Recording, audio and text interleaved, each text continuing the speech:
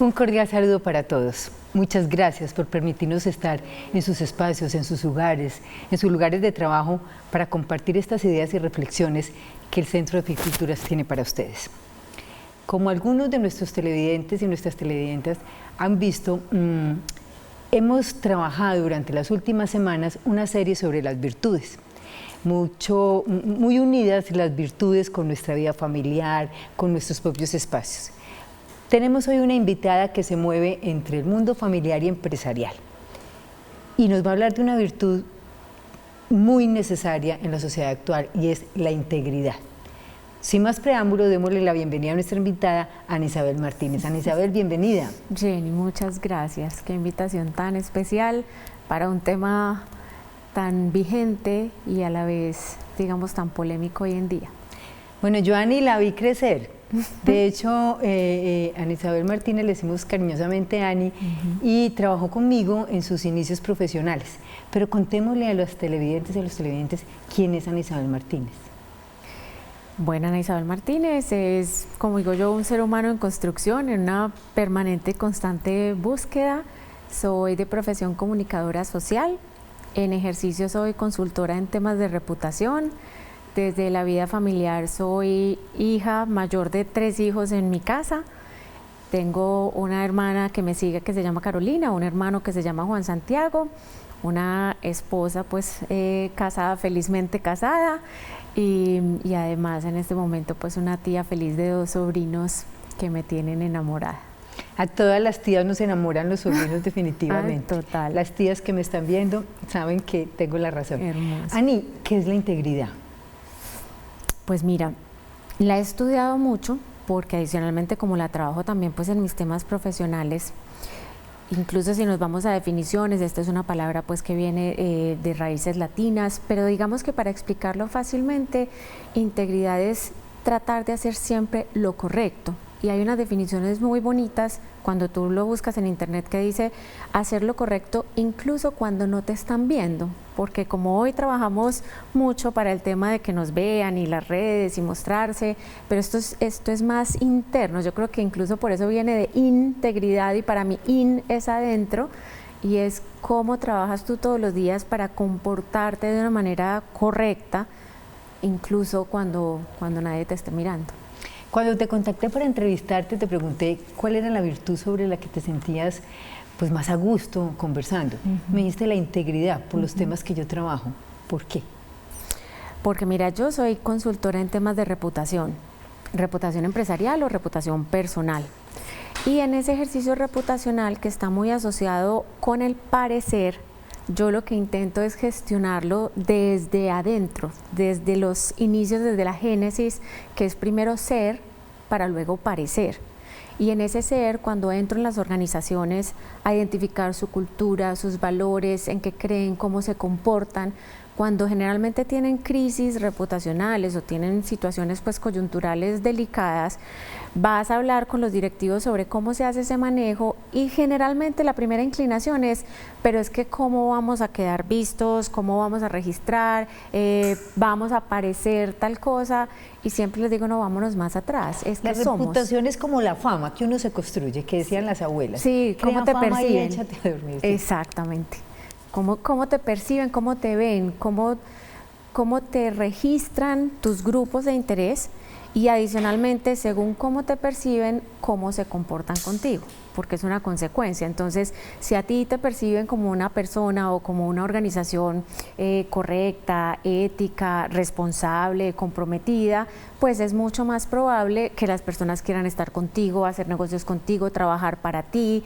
Es una correlación constante. ¿La reputación es un tema más empresarial o más también personal? Ambos.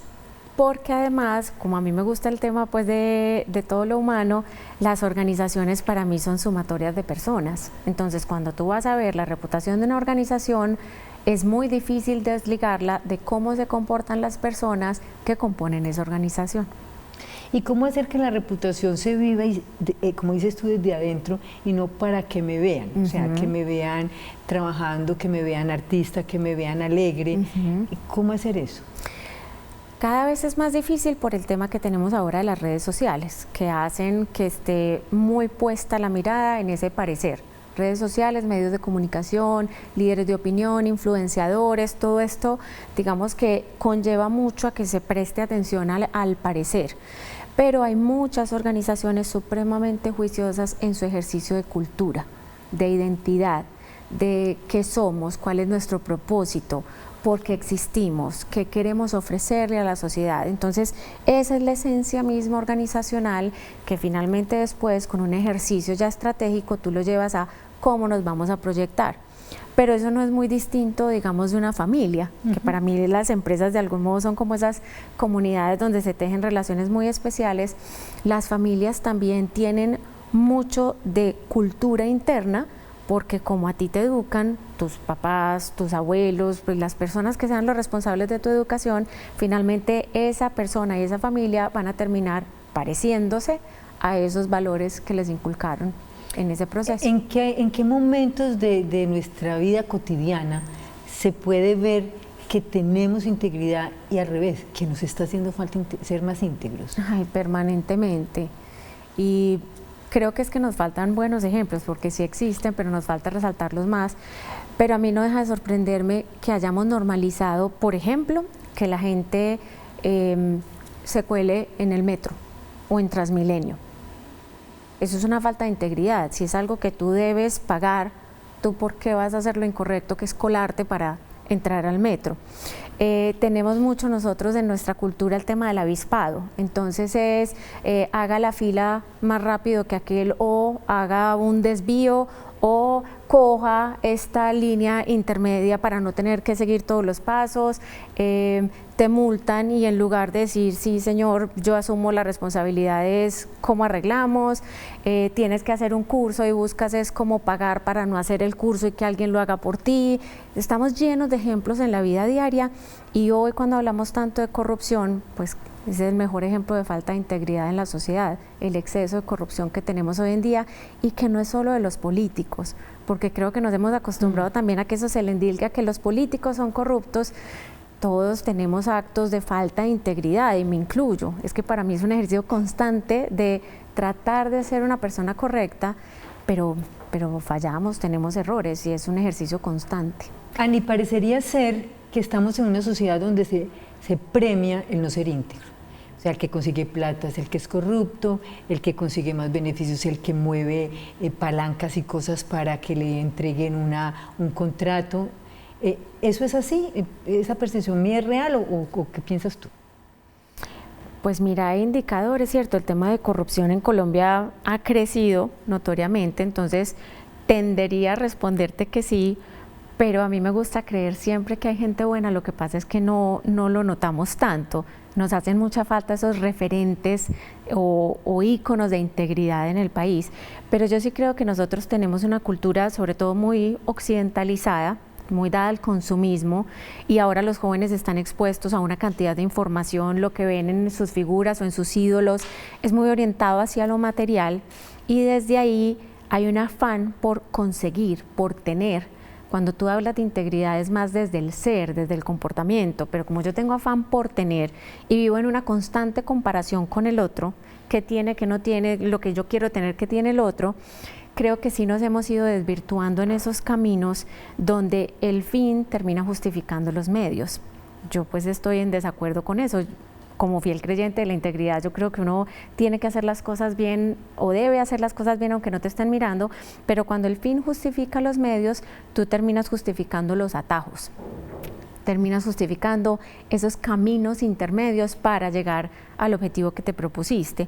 Y adicionalmente estamos cada vez más orientados a una cultura del corto plazo. Entonces es tener y tener ya, o tener rápido, o tener de la forma más fácil posible. Incluso en la educación de los hijos, tú te pones a ver, y hoy en día todos los papás te dicen yo quiero que mi hijo sea feliz, y eso está muy bien, pero rara vez los padres te dicen yo quiero que mi hijo sea una persona correcta, o que sea un ser humano correcto. Eso se ha ido como desvirtuando un poquito.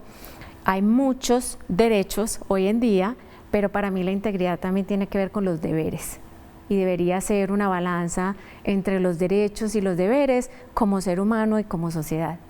Ani, ¿nos está haciendo falta a los papás más formación en integridad de los hijos? Es una muy buena pregunta. No te sabría contestar si sí o si no, pues porque no tengo pues como las profundidades del ejercicio de formación, pero yo creo que no solamente a los papás, es también a nosotros como sociedad.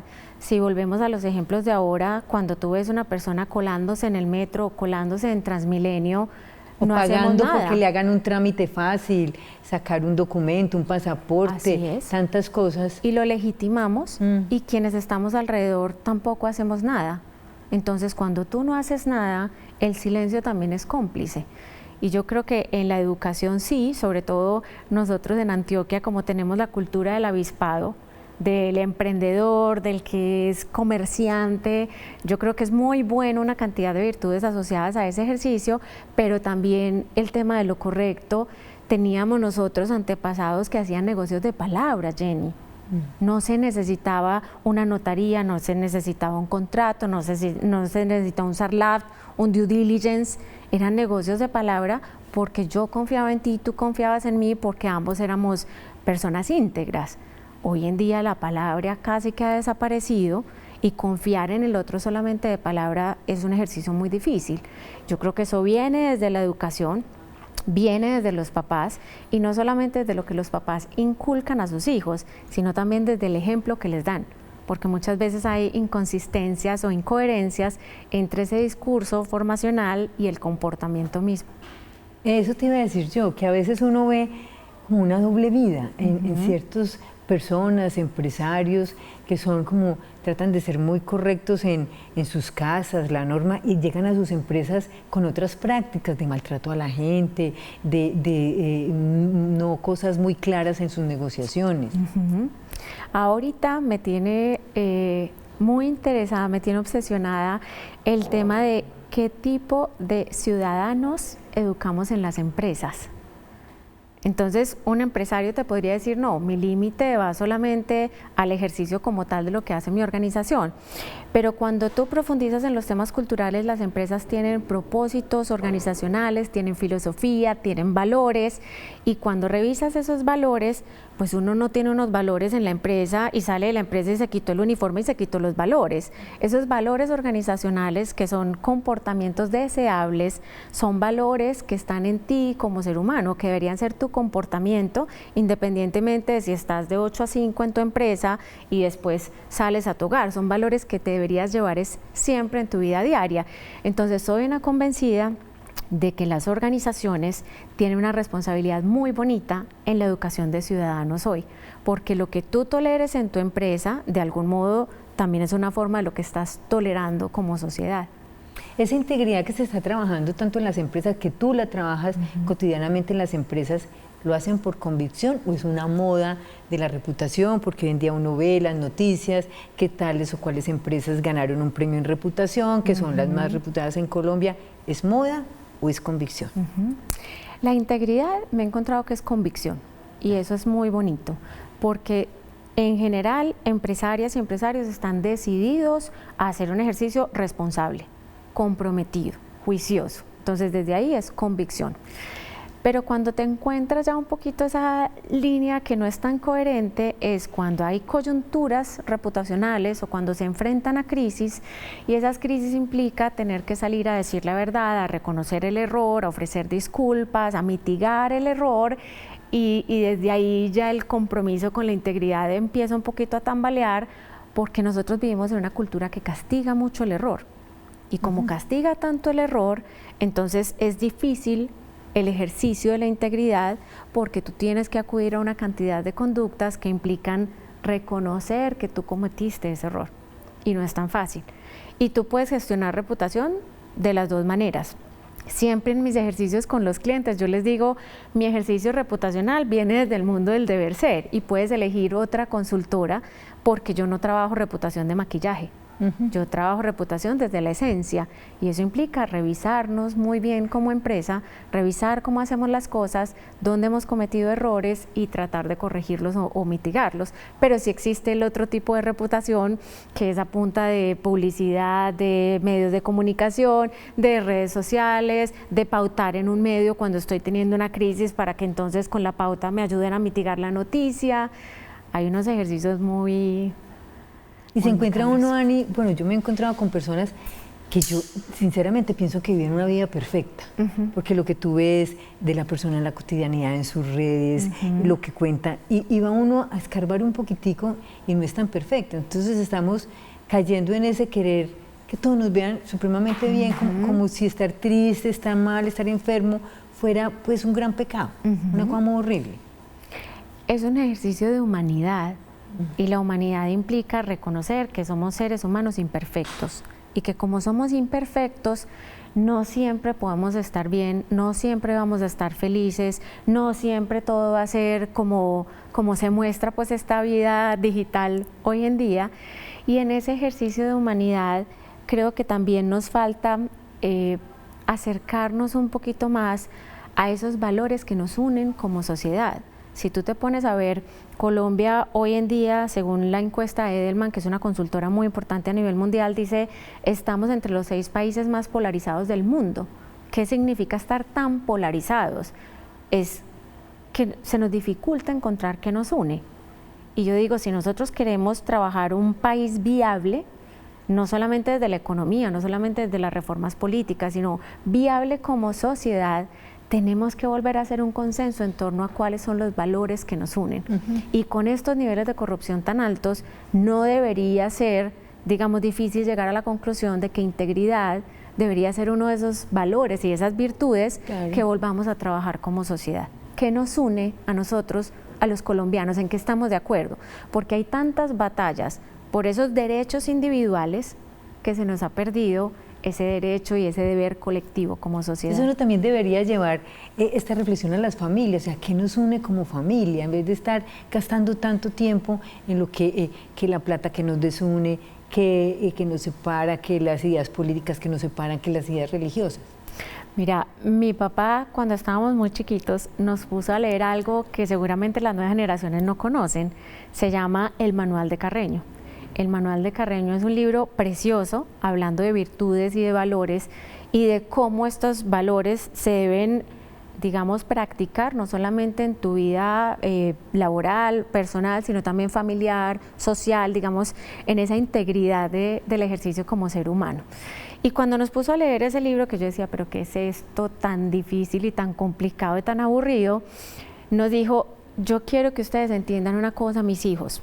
Cuando yo les pida hacer algo, ustedes tienen 2 formas de hacerlo, o hacerlo bien desde la primera vez, o hacerlo a medias, o hacerlo mediocre, y eso va a implicar la repetición hasta que quede bien hecho. En esa repetición, ¿quiénes llevan la peor parte? Ustedes, que son los que lo tienen que repetir. Entonces, procuren siempre hacer las cosas bien hechas desde la primera vez. Y esa fue como la gran enseñanza del Manual de Carreño. Cuando nos vamos a las familias, que es lo que tú me preguntas, yo creo que independientemente de ideologías o de creencias en términos religiosos, políticos, que podemos tener visiones muy distintas, nosotros sí podemos tener valores que nos unan como familia. Y les insisto mucho a los padres de familia cuando van a mis conferencias, les digo, ¿cuál es el mejor legado que ustedes les pueden dejar a sus hijos? Y todos me contestan, la educación. Yo les digo, sin duda. Pero es que hay un legado que es precioso, del cual no hablamos, que es la reputación de ustedes como padres de familia. Porque para uno como hijo no hay nada más hermoso que llegar a un lugar y encontrarte con alguien que te diga, yo conocí a su papá o yo conocí a su mamá y fue una persona impecable, era una persona intachable, era un ser humano de palabra.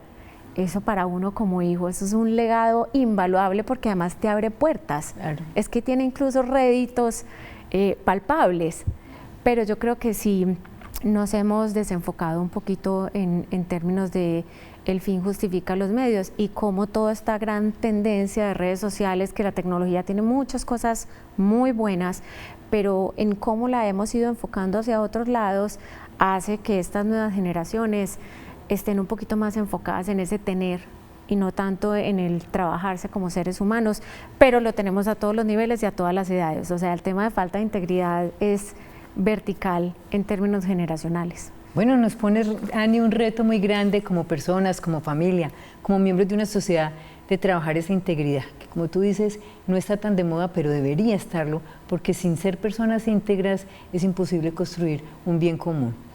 Muchísimas gracias, Ani, por estar aquí con nosotros, por aceptar esta invitación, a ustedes por estar desde sus hogares, desde sus espacios con nosotros. Los invitamos a consultar las redes sociales del Centro de Fe y Culturas para que estén pendientes de nuestra programación. Hasta una próxima oportunidad.